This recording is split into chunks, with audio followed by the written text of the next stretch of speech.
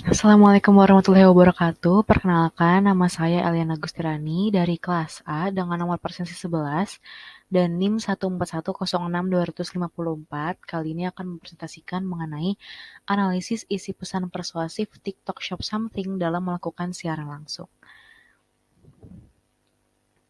Baik, selanjutnya. Baik, jadi ini adalah proposal yang saya tulis untuk memenuhi mata kuliah metode penelitian kualitatif.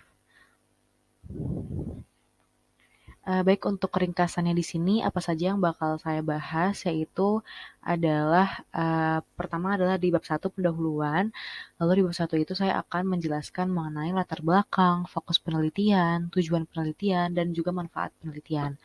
Lalu di kajian teori, saya akan membahas mengenai konsep penelitian, review literatur atau tinjauan literatur, dan juga variabel yang saya gunakan pada penelitian ini, pada proposal penelitian ini. Lalu yang di bab 3 saya akan membahas mengenai metode penelitian yang dirinciannya adalah paradigma penelitian, pendekatan penelitian, metode pengukuran data, metode analisis data, dan juga keterbatasan dan kelemahan penelitian. Baik, selanjutnya saya mulai dari pendahuluan. Nah, di pendahuluan ini akan disajikan latar belakang, fokus penelitian, tujuan penelitian, dan manfaat penelitian. Baik, saya lanjutkan. Baik, jadi latar belakang ini mengapa saya mengambil judul analisis isi pesan persuasif TikTok Shop Something dalam melakukan siaran langsung. Jadi sebenarnya judul ini berawal dari diri saya sendiri gitu. Dari diri penulis di sini ya, masalah pertama adalah diri penulis. Jadi saya berangkat dari diri saya sendiri gitu. Saya menemukan bahwa ketika saya sedang bermain TikTok gitu ya, saya sedang scroll TikTok di handphone gitu. Ketika saya sedang scroll TikTok dan sedang asik bermain TikTok gitu, ketika saya menemukan ada live TikTok Shop Something atau siaran langsungnya TikTok Shop Something, saya seringkali tertarik dan terhasut untuk menonton siaran langsung tersebut dan menyimak siaran langsung tersebut gitu. Ketika saya melihat ada siaran langsung something di FYP saya, di FYP TikTok saya secara sengaja gitu ya mengeklik siaran langsung tersebut dan menyimak siaran langsung tersebut dengan secara saksama gitu. Saya menyimak produk apa saja yang sedang ada di etalase, produk apa saja yang sedang ada di promo gitu dan atau terkadang tuh jadi live TikTok Shop Something itu suka menginformasikan tentang berbagai macam uh, hal gitu ya, mengiklankan berbagai macam hal dengan tujuannya masing-masing gitu. Ada yang kadang-kadang mereka juga uh, launch produk baru gitu. Jadi di live itu, di siaran langsung itu mereka memberitahu tentang launch produk baru gitu atau bahkan yang seringnya itu promo-promo, diskon-diskon gitu. Nah, apapun informasi yang akan saya dapatkan sebelum saya tahu apa informasi yang bakal saya dapatkan, tetapi saya tertarik untuk mengeklik siaran langsungnya something di TikTok gitu dengan secara sengaja gitu. Dan itu um, yang membuat saya tertarik gitu ya dan penasaran untuk meneliti hal tersebut lebih lanjut gitu. Kenapa sih kok saya sampai bisa tertarik untuk dan terhasut gitu ya, terbujuk untuk menonton siaran langsungnya TikTok Shop Something gitu setiap kali mereka melakukan siaran. Jadi setiap mereka melakukan siaran itu akan ada notifikasi di HP saya yang saya sendiri pun juga ada rasa tertarik untuk menonton TikTok live something itu sendiri gitu. Jadi saya kenapa saya mengambil masalah ini berangkat dari diri saya sendiri. Saya ingin mengetahui gitu kenapa kok saya bisa tertarik itu gitu untuk melihat pesan persuasif yang pertama kali saya lihat dari FYP secara lebih lanjut gitu. Dan tidak hanya saya sendiri, tapi juga saya melihat dari teman-teman dan saudara-saudari di sekitar saya dan yang rupanya mengalami hal yang sama seperti saya. Jadi ketika mereka melihat siaran langsung something di FYP, di for your page mereka gitu ya, di beranda TikTok, mereka itu juga mostly gitu ya tertarik untuk menonton siaran langsung tersebut lebih lanjut gitu. Hmm, Entah itu sedang tanggal kembar 33, 44, 55, 66, karena biasanya kan di tanggal kembar itu ada promo, tetapi di luar tanggal promo tersebut, di luar tanggal kembar tersebut juga mereka tertarik untuk menonton siaran langsung tersebut gitu ya, secara lebih lanjut dan menyimak gitu informasi yang akan disampaikan gitu. Nah, mengapa saya uh, menyusunnya sebagai pesan persuasif gitu? Karena dari pengalaman saya pribadi gitu, host yang ada di Something itu sangat persuasif dalam mengajak audiensnya untuk join live mereka gitu, untuk join secara langsung mereka gitu. Maka disinilah saya menganalisis isi pesan persuasif gitu. Apa sih yang ada di pesan dari TikTok live itu, dari TikTok live-nya Something yang akhirnya bisa menarik audiensnya gitu. Apa yang bisa, apa yang membuat mereka tuh terpersuasi gitu. Mengapa pesan ini bisa persuasif itu bagaimana gitu. Nah, jadi awalnya itu berangkat dari diri saya sendiri, yaitu dari penulis. Lalu masalah yang kedua adalah juga dari fakta-fakta unik berdasarkan data statistik gitu ya yang saya dapatkan. Jadi pada tahun 2012 dunia sudah diprediksi nih akan didominasi oleh kehadiran smartphone.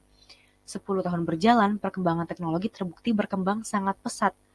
Per Januari 2023, berdasarkan data We Are Social, 99,4% dari 212,9 juta penduduk Indonesia yang menggunakan internet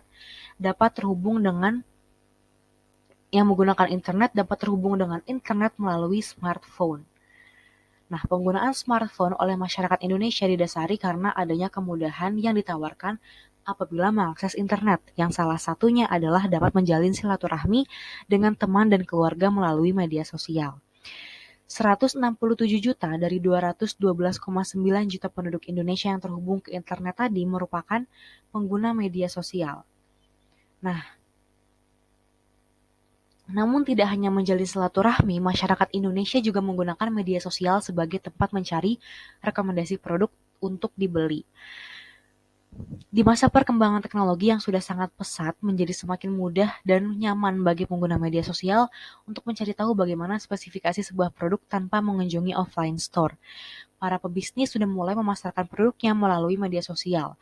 Sesuai dengan yang diungkapkan Merrill bahwa platform media sosial menghadirkan peluang untuk menemukan pelanggan dan pengguna produk serta membangun citra merek mereka. Kenyamanan para pengguna media sosial dalam mencari rekomendasi produk selaras dengan alasan-alasan utama mereka menggunakan media sosial yang 50%-nya adalah untuk mencari rekomendasi produk yang akan dibeli. Keleluasaan pengguna media sosial dalam mendapatkan informasi membuat mereka semakin kompleks dalam membuat keputusan untuk membeli sebuah produk. Nah, di sini ada sebuah data statistik atau grafik yang menunjukkan bahwa uh, ada 212,9 juta orang Indonesia yang terhubung ke internet, dan itu merupakan 77% dari seluruh populasi penduduk Indonesia, dan 167 juta dari pengguna internet gitu adalah merupakan pengguna media sosial, yang mana itu adalah 60,4% dari seluruh populasi di Indonesia gitu ya, seluruh populasi penduduk di Indonesia. Nah, di sini juga saya sajikan bahwa ada grafiknya gitu ya yang menyatakan bahwa uh, most used social media platforms gitu. Nah, jadi sekarang ini media sosial yang kerap menyajikan informasi berupa ulasan dan rekomendasi produk adalah TikTok gitu ya. Seperti yang sudah saya jelaskan sebelumnya bahwa aktivitas keempat teratas masyarakat Indonesia uh, di media sosial adalah untuk mencari ulasan rekomendasi produk gitu. Nah, media sosial yang kerap menyajikan informasi berupa ulasan dan rekomendasi produk adalah TikTok. Nah, dikutip dari data We Are Social per Januari 2023, ini adalah gambar yang saya sediakan di sebelah kanan. Menjadi media sosial yang keempat yang paling sering digunakan dengan angka 70,8% dari seluruh pengguna media sosial di Indonesia, selaras dengan aktivitas keempat teratas masyarakat Indonesia di media sosial, yaitu untuk mencari rekomendasi produk. Nah, di sini saya sajikan di grafik sebelah kanan bahwa ada most used social media platforms. Jadi social media platform yang paling sering digunakan gitu ya, ada peringkatnya. Nah, di peringkat keempat di sini adalah TikTok ya, 70,8% masyarakat Indonesia menggunakan TikTok. Nah, baik. Lalu di sini saya juga sajikan uh, main reasons for using social media gitu. Jadi ada berbagai macam alasan masyarakat Indonesia menggunakan sosial media, dan yang keempatnya adalah 50%-nya ya, 50%-nya adalah untuk mencari rekomendasi produk gitu.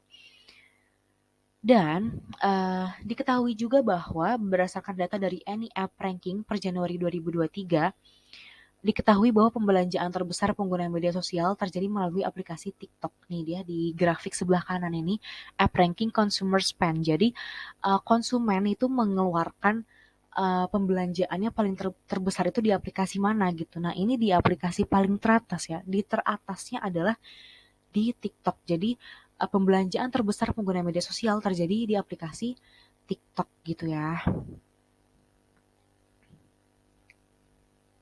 Baik, jadi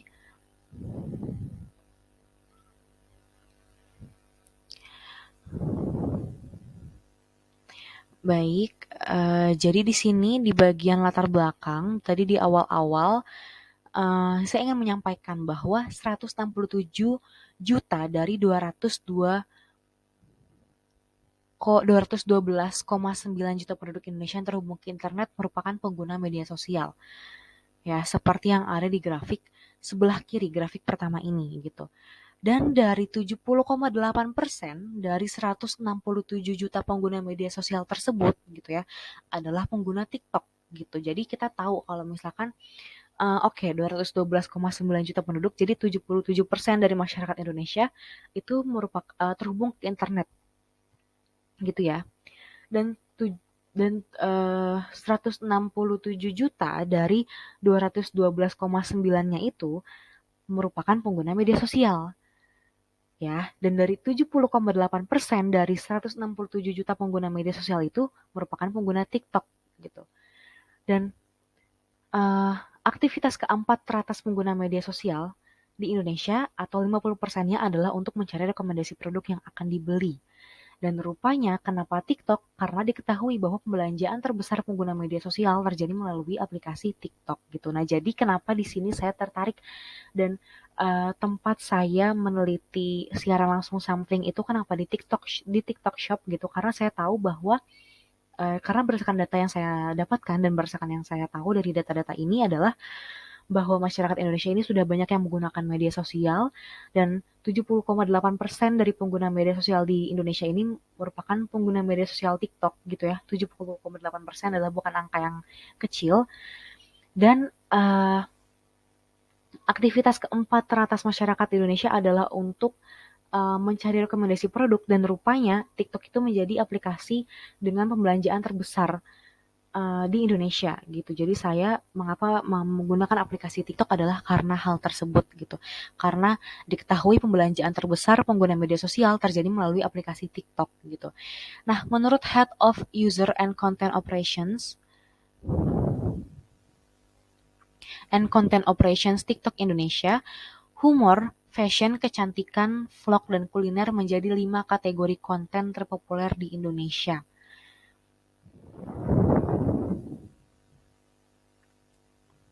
Nah, baik, sebelum kita ke kategori konten apa aja yang paling banyak di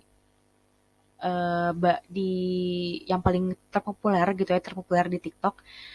Sekarang kita bahas lebih lanjut dulu nih, kenapa TikTok tuh sebenarnya apa sih gitu ya. Tadi sebelumnya saya sudah memberitahu mengapa saya memilih aplikasi TikTok, kenapa saya memilih untuk meneliti siaran langsung something di aplikasi TikTok gitu. Sekarang saya akan menjelaskan gitu sebenarnya TikTok itu apa sih gitu ya.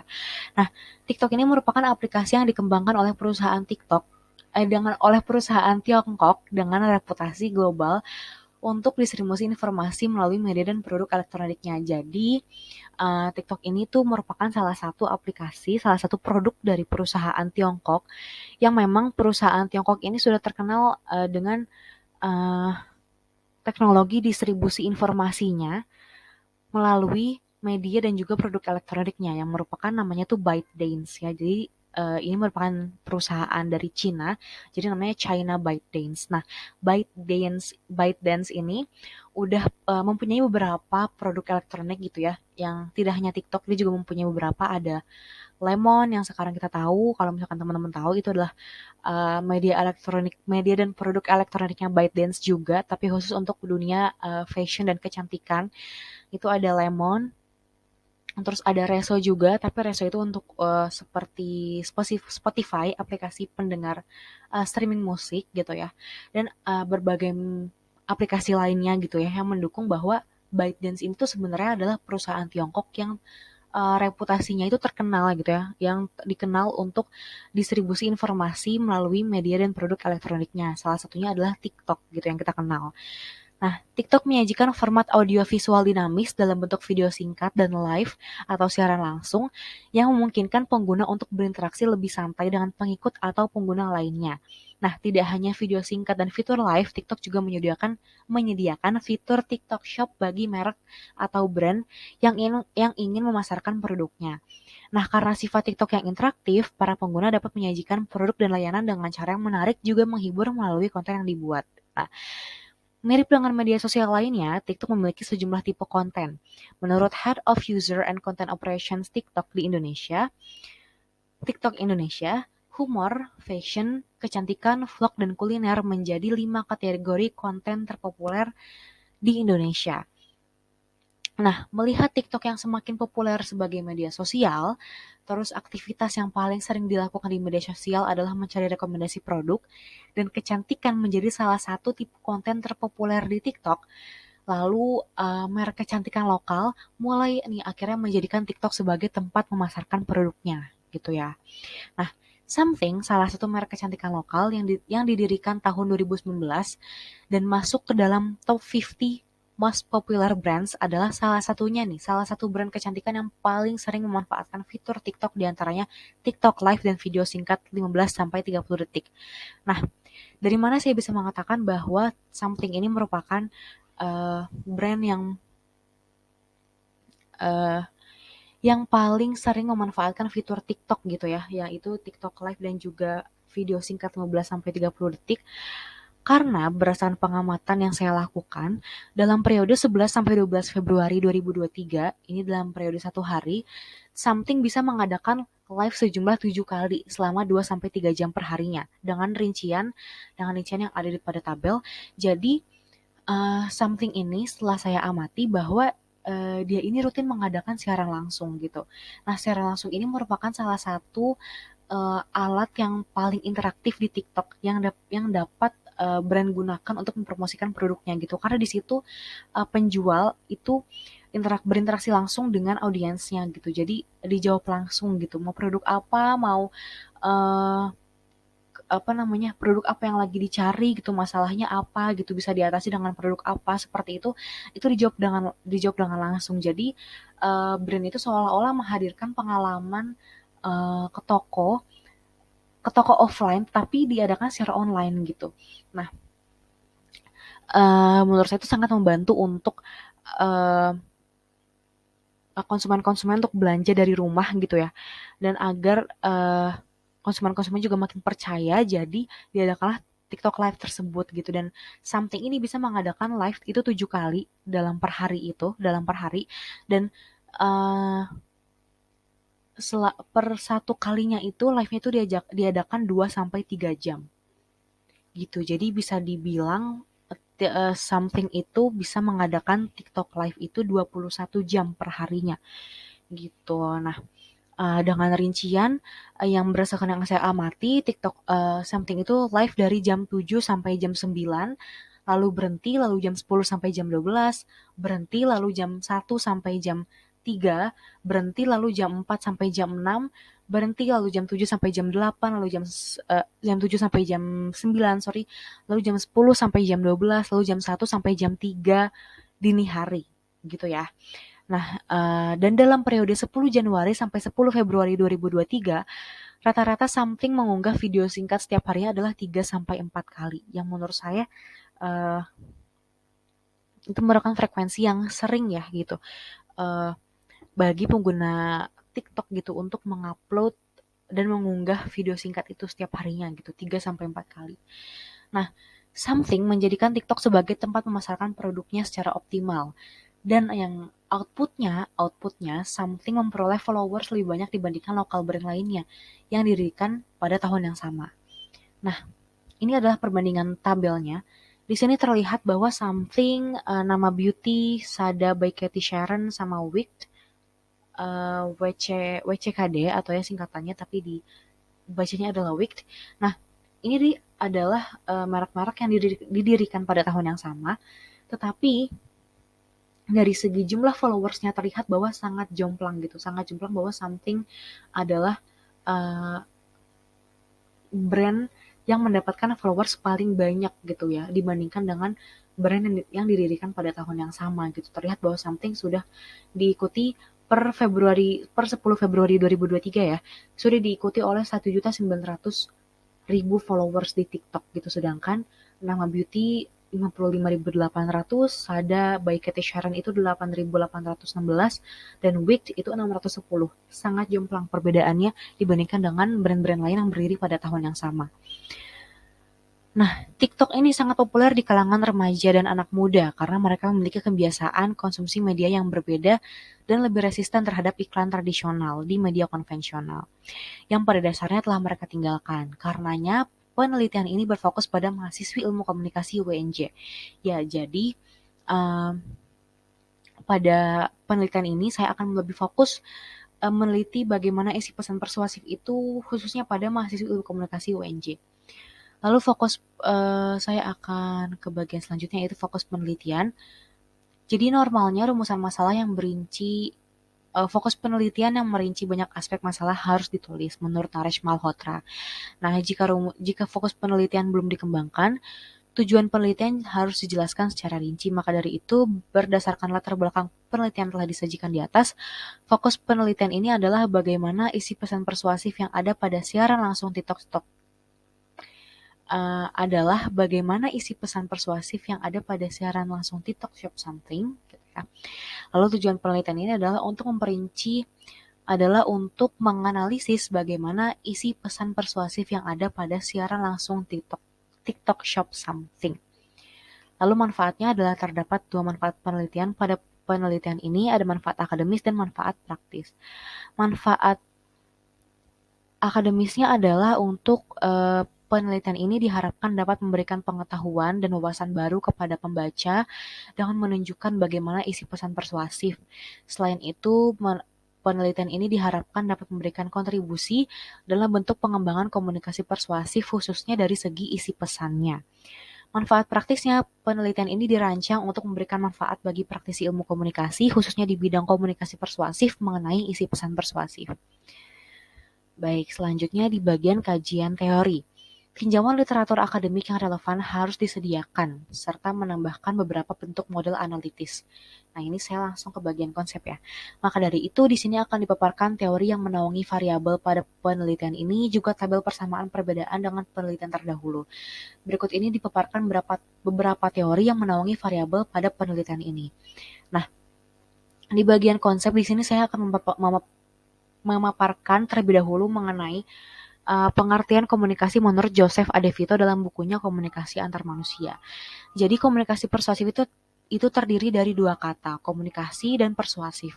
Menurut Joseph Adevito dalam bukunya yang berjudul Komunikasi Antar Manusia, komunikasi didefinisikan sebagai tindakan yang dilakukan oleh satu atau lebih individu untuk mengirim dan menerima pesan yang dipengaruhi oleh interferensi, berlangsung dalam konteks tertentu, menghasilkan pengaruh tertentu, dan memberikan kesempatan umpan balik. Nah, tindakan ini dapat dilakukan oleh satu,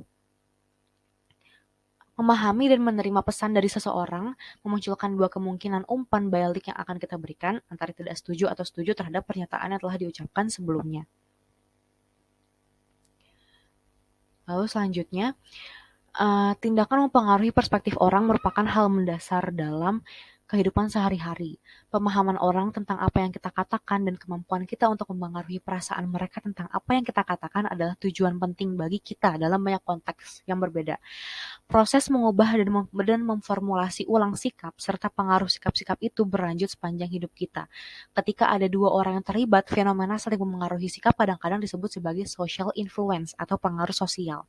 Dalam konteks wawancara konseling, teknik ini bisa disebut sebagai gentle persuasion.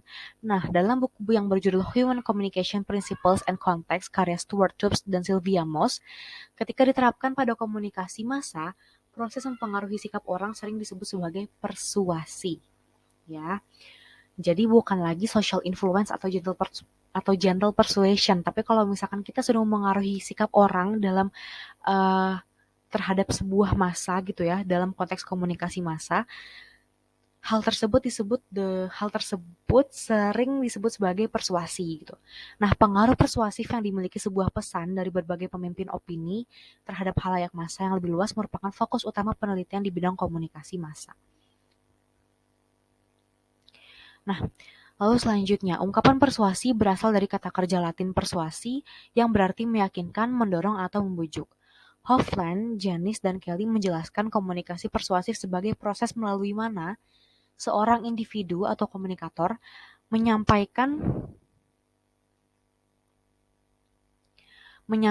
rangsangan atau sinyal untuk mempengaruhi perilaku orang lain atau komunikan. Jalaluddin Rahmat mengatakan bahwa tujuan penyampaian pesan dalam komunikasi persuasif adalah untuk membawa perubahan pada komunikan dengan cara yang bersifat sukarela dan tidak melibatkan paksaan apapun. Perubahan tersebut dapat dicapai melalui memikat, meyakinkan, membujuk, atau menarik komunikan. Nah, penelitian ini berfokus pada bagaimana isi pesan persuasif dalam TikTok Live Something. Menurut Hofecker, ada 5 komponen isi pesan persuasif, diantaranya exposure, attention, comprehension and perception, yielding and acceptance, dan retention. Exposure adalah seberapa sering dan lama pesan tersebut terpapar. Seberapa sering dan lama pesan tersebut dipaparkan ke audiens gitu ya, ke komunikan. Lalu yang kedua adalah attention, bagaimana konten yang dipaparkan dapat menarik perhatian. Lalu yang ketiga adalah comprehension and perception, adalah bagaimana komunikasi menginterpretasikan bagaimana komunikan menginterpretasikan kombinasi dari desain dan kata-kata yang disampaikan. Lalu yielding and acceptance adalah bagaimana pesan yang sudah dipaparkan tersebut dapat diterima oleh komunikan atau tidak. Yang terakhir, retention adalah seberapa baik komunikan dapat mengingat kembali momen mereka terpapar pesan tersebut. Gitu. Nah, lalu teori yang mendasari saya mengapa saya ingin meneliti isi pesan persuasif ini dalam mempengaruhi itu adalah teori interaksionisme simbolik. Teori ini diciptakan oleh George Herbert Mead beranggapan bahwa konsep yang ada pada diri kita itu terbentuk melalui penggunaan simbol pada interaksi sosial. Interaksionisme simbolik mengacu pada bagaimana penggunaan simbol dalam berkomunikasi, bahasa, dan gerak tubuh seseorang misalnya dapat mengantisipasi bagaimana orang lain bereaksi. Menurut Blumer, terdapat 3 premis pada teori ini, diantaranya pembuatan makna bukanlah usaha individual, yang kedua, makna dinegosiasikan melalui penggunaan bahasa, dan penafsiran makna oleh seseorang dipengaruhi oleh proses kognitif masing-masing. Baik, selanjutnya adalah review literatur. Nah, di review literatur ini saya sajikan beberapa penelitian terdahulu yang memiliki variabel yang sama, lalu beserta persamaan dan perbedaannya. Di sini yang pertama adalah penelitian dari Sally Rapsi pada tahun 2021 yang berjudul Analisis Isi Teknik Komunikasi Persuasif Ustadz Syamsuddin Nur dalam berdakwah di media sosial TikTok. Di sini persamaannya adalah variabel dan juga pendekatan penelitian yang merupakan kualitatif, namun terdapat perbedaan pada teori yang digunakan, yaitu SOR atau stimulus. Lalu nama penelitinya yang kedua adalah penelitian yang dilakukan oleh Hafiz Fadilah. Dia meneliti mengenai komunikasi persuasif dalam iklan, analisis isi pesan Bukalapak, bayar pajak kendaraan lebih cepat lewat i-Samsat Buka Jabar. Persamaannya di sini adalah variabelnya, namun ada perbedaannya yaitu pendekatan penelitiannya di sini adalah kuantitatif, lalu teori acuan yang digunakan yaitu retorika. Yang ketiga adalah penelitian yang berjudul Strategi Pesan Persuasif di Media Sosial Instagram Something oleh Cynthia Tania dan juga Vina Benita. Di sini terdapat persamaan yaitu variabel dan juga pendekatan penelitiannya, namun terdapat perbedaan pada teori acuan yang digunakan. Teori acuan yang digunakan di sini adalah Elaboration Likelihood Theory. Lalu yang keempat di sini adalah penelitian dari Dianita Sartika Moniteri yang berjudul Kecenderungan Motif Pesan Persuasif dalam Konten TikTok, Analisis Isi Konten TikTok Akun Dunia Kuliner Malang. Persamaannya adalah variabelnya, perbedaannya merupakan teori acuan yang digunakan dan pendekatan penelitiannya. Lalu selanjutnya yang di nomor 5 ini adalah penelitian dari Maulidia Ayu Cantika dan Nur Sapia Harahap yang meneliti tentang TikTok Virtual Communication Effectiveness on lockslim.id account in attracting consumers in Elevo Store. Di sini persamaannya adalah variabel dan juga pendekatannya, namun perbedaannya adalah teori acuan yang digunakan. Selanjutnya adalah penelitian yang dilakukan oleh Evi Nowidiayanti yang berjudul Pesan Dakwah Melalui Konten TikTok, Analisis Isi Pesan Dakwah dalam Akun TikTok. Di sini persamaannya adalah variabel dan pendekatan penelitiannya, namun perbedaannya adalah di teori acuan yang digunakan. Selanjutnya adalah penelitian dari Gisela Henita, Meisy Evna Priscilia, dan Violeta Safira yang berjudul Analisis Komunikasi Persuasif pada akun Instagram Frelin Shop dalam meningkatkan brand image. Persamaannya adalah variabel dan juga pendekatan penelitian, dan perbedaannya adalah teori acuan yang digunakan. Lalu yang terakhir di sini yang ke-8 adalah artikel penelitian yang dilakukan oleh Nanda Fadila Putri berjudul Analisis Isi Pesan Dakwah dalam Novel Terusir karya Buya Hamka. Persamaannya adalah variabel dan juga pendekatan penelitian, namun ada perbedaan dalam teori acuan yang digunakan. Nah, variabel pada penelitian ini adalah pesan persuasif, isi pesan persuasif. Adalah isi pesan persuasif. Berbeda dengan kuantitatif yang meneliti hubungan atau pengaruh antar dua variabel, kualitatif fokus pada satu variabel. Selanjutnya adalah metode penelitian di bab 3. Bab 3 ini diawali dengan paradigma penelitian.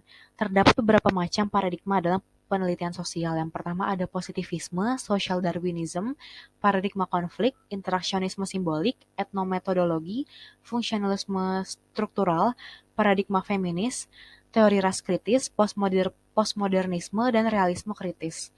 Menurut Babi, interaksionisme simbolik adalah paradigma di mana perilaku manusia dilihat sebagai pembentukan makna melalui interaksi sosial, dengan makna tersebut mempengaruhi interaksi di masa depan. Penelitian kualitatif ini termasuk pada paradigma interaksionisme simbolik karena sesuai dengan tujuan penelitian ini, yaitu ingin menganalisis bagaimana isi pesan persuasif yang ada pada siaran langsung TikTok Shop Something. Lalu pendekatan penelitiannya adalah sesuai dengan apa yang ada di paradigma penelitian, masalah pada paradigma interaksionisme simbolik termasuk pada penelitian kualitatif yang memberikan gambaran rinci tentang masalah atau situasi yang sedang diteliti. Untuk mendapatkan gambaran rinci tersebut, peneliti memerlukan perspektif dari banyak sudut pandang dan mengenali apa saja yang menjadi faktor terbentuknya perspektif tersebut. Penelitian kualitatif berbeda dengan penelitian kuantitatif yang menggeneralisasi data menjadi satu standar, tetapi justru mencari data dalam macam-macam bentuk, berbagai ukuran, dan bentuk yang tidak standar. Penelitian ini juga memperoleh data secara mandiri melalui meneliti berbagai macam dokumen yang relevan, mengamati suatu perilaku, dan melakukan kegiatan wawancara. Baik, selanjutnya metode penelitian. Terdapat 5 metode penelitian pada pendekatan kualitatif, di antaranya deskripsi naratif, fenomenologi, grounded theory, etnografi, dan studi kasus menurut Creswell tahun 2018. Deskripsi naratif adalah metode yang menggambarkan secara rinci sebuah hal yang sedang dibahas menggunakan kata-kata atau data dengan menyajikan profil, kategorisasi jenis, atau garis besar prosedur untuk menjawab pertanyaan seperti siapa, kapan, di mana, dan bagaimana. Menurut Newman tahun 2014. Penelitian ini akan menggambarkan secara rinci bagaimana isi pesan persuasif yang ada pada siaran langsung TikTok Shop Sampling. Maka dari itu, metode penelitian ini adalah deskripsi naratif. Lalu selanjutnya adalah teknik penarikan informan. Ya, di teknik penarikan informan ini dijelaskan bahwa populasi adalah kumpulan dari semua unit yang memiliki seperangkat karakteristik umum. Namun, menurut Naresh Malhotra tahun 2020, namun, pada penelitian kualitatif, tidak umum bagi peneliti untuk menarik sebagian dari populasi yang dianggap dapat merepresentasikan, karena penelitian kualitatif bergantung pada sebanyak mungkin perspektif informan tentang topik yang sedang diteliti. Jadi, kalau dengan penelitian kuantitatif, teknik penarikan informan adalah tentang sampling, namun sampling pada penelitian kualitatif itu tidak biasa untuk dilakukan atau tidak umum, karena bagi peneliti justru sampling ini malah akan mengecilkan sudut pandang yang seharusnya didapatkan lebih banyak oleh peneliti gitu. Karena memang penelitian kualitatif memang sengaja dilakukan untuk mendapatkan berbagai macam perspektif dari sumber yang ada gitu. Tapi kalau misalkan kita menggunakan teknik sampling pada penarikan informan, maka dari itu akan berlawanan dengan pendekatan penelitian yang diambil, yaitu kualitatif gitu. Karena apabila kita menggunakan teknik sampling berarti ada generalisasi yang terjadi. Namun generalisasi itu hanya untuk metode penelitian kuantitatif gitu ya.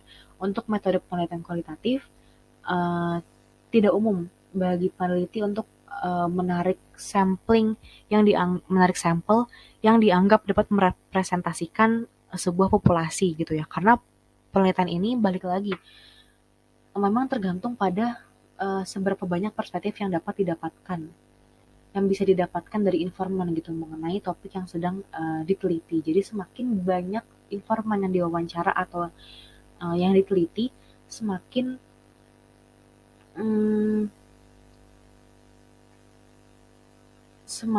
valid hasil yang akan didapatkan seperti itu. Nah, untuk mendapatkan banyak perspektif, maka informan yang dikehendaki pun tidak dapat disampelkan atau dibataskan gitu ya. Hanya diambil beberapa saja itu tidak bisa. Dalam penelitian kualitatif, kita jarang mengambil sampel untuk mendapatkan sejumlah kecil contoh yang merupakan representatif dari seluruh populasi untuk membuat klaim.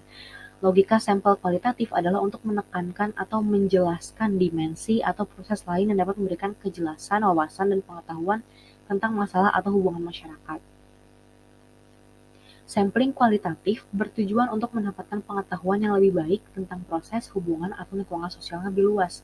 Nah, karena tadi TikTok ini sering digunakan oleh kalangan remaja yang sudah meninggalkan media konvensional, maka dari itu populasi yang menurut saya dapat menjelaskan proses atau menjelaskan topik atau bahasan yang sudah saya teliti dengan lebih baik itu adalah mahasiswa atau mahasiswi ilmu komunikasi UNJ yang mengikuti akun TikTok Something. Seperti itu. Lalu di metode pengumpulan data. Nah, penelitian kualitatif dengan metode deskriptif biasanya dikumpulkan datanya atau biasanya menggunakan teknik pengumpulan data, ada wawancara, observasi lapangan, analisis konten, dan historical komparatif menurut Newman tahun 2014. Nah, data pada penelitian ini akan dikumpulkan melalui wawancara dan analisis konten. Rancangan wawancara kualitatif bersifat dinamis, iteratif, dan berkelanjutan, bukan direncanakan sebelumnya. Wawancara kualitatif sejatinya adalah sebuah dialog di mana pewawancara atau peneliti menciptakan arah percakapan yang luas sebelum mempelajari subjek tertentu yang disorot oleh informan. Nah, jadi untuk melakukan pengumpulan data, penelitian ini juga menggunakan metode analisis isi. Analisis isi adalah suatu metode untuk menilai isi atau informasi dan simbol yang terdapat dalam dokumen tertulis atau bentuk media komunikasi. Oh, sorry, belum ke switch ya. Oke. Atau bentuk media komunikasi lainnya. Analisis isi memungkinkan kita untuk menemukan dan merekam aspek-aspek tertentu dalam sejumlah besar teks yang sebelumnya tidak ditemukan.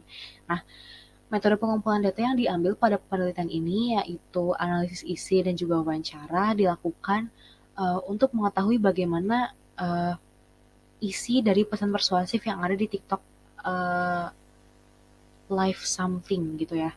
Jadi pada wawancara kita akan mewawancarai mahasiswa-mahasiswa ilmu komunikasi UNJ yang mengikuti akun TikTok something dan bagaimana menurut mereka isi pesan yang ada di TikTok live something itu yang membuat isi pesan tersebut persuasif gitu ya, sangat mempersuasi mereka untuk menyimak dan menonton sampai habis seperti itu. Untuk menyimak dan menonton live tersebut secara lebih lanjut gitu. Dan analisis isi ini lebih ke bagaimana sudut pandang penulis atau peneliti yaitu saya sendiri dalam menonton TikTok live something. Bagaimana akhirnya saya bisa meneliti dari segi konten desainnya, lalu kata-kata yang diucapkan, lalu juga bagaimana penggunaan waktunya. Jadi akan digambarkan secara rinci. Nah, ini sesuai dengan tadi ya, kembali lagi sesuai dengan metode penelitiannya yaitu deskripsi naratif dan juga pendekatannya yang kualitatif dan juga paradigmanya yang interaksionisme simbolik gitu ya. Dengan wawancara saya jadi tahu bagaimana simbol yang dibentuk oleh live something itu dapat mempersuasi mereka gitu, dapat mempersuasi audiens atau yang di sini adalah mahasiswa-mahasiswi ilmu komunikasi UNJ. Seperti itu. Baik, lalu metode pengukuran data. Ya, metode pengukuran data ya. Jadi pada kualitatif, data itu diukur melalui tiga komponen ya, berdasarkan keabsahan data, reliabilitas, dan juga coding. Nah, keabsahan data ini kalau pada kuantitatif sering kita kenal sebagai validitas. Nah, validitas pada penelitian kualitatif itu kita sebut sebagai keabsahan. Nah, keabsahan data itu adalah apa? Adalah proses mengevaluasi kebenaran hasil oleh peneliti melalui prosedur tertentu. Prosedur tersebut diantaranya memeriksa informasi dari sumber dan menggunakannya untuk mengembangkan argumen yang kohesif, lalu mengecek kebenaran hasil informan dengan menanyakan kembali apakah mereka yakin kalau hasil tersebut benar, lalu menjelaskan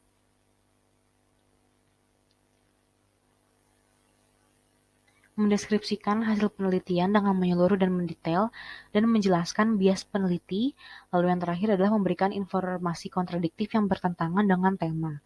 Lalu reliabilitas pada penelitian kualitatif adalah bagaimana hasil penelitian yang diperoleh dapat dipercaya dan diandalkan.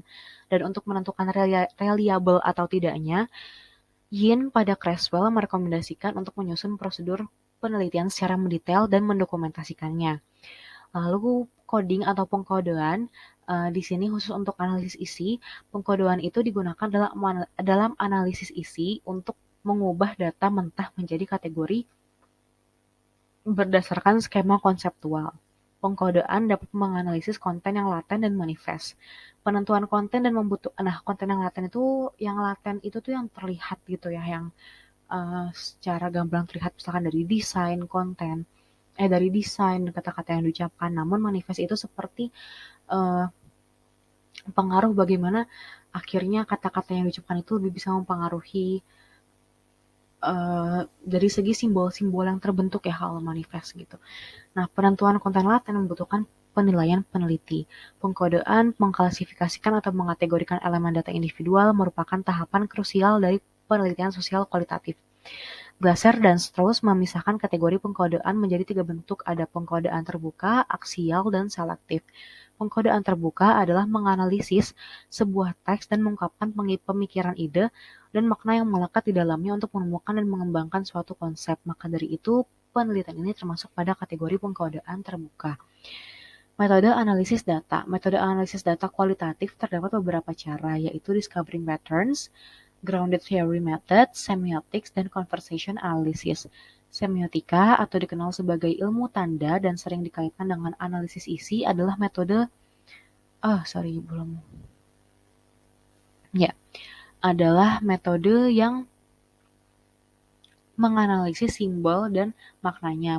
Menurut Babi, penulis akan menganalisis bagaimana simbol tertentu menyeratkan sesuatu kepada individu tertentu. Sesuai dengan tujuan penelitian ini, penulis akan meneliti bagaimana isi pesan persuasif yang ada pada siaran langsung TikTok Shop Something.